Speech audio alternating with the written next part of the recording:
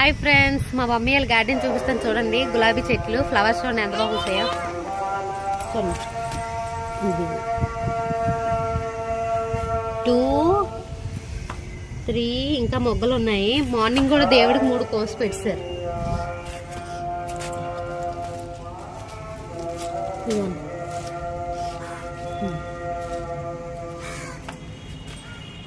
చూసారు ఎలా ఉన్నాయో? ఇప్పుడు కట్ చేస్తాను చూడండి.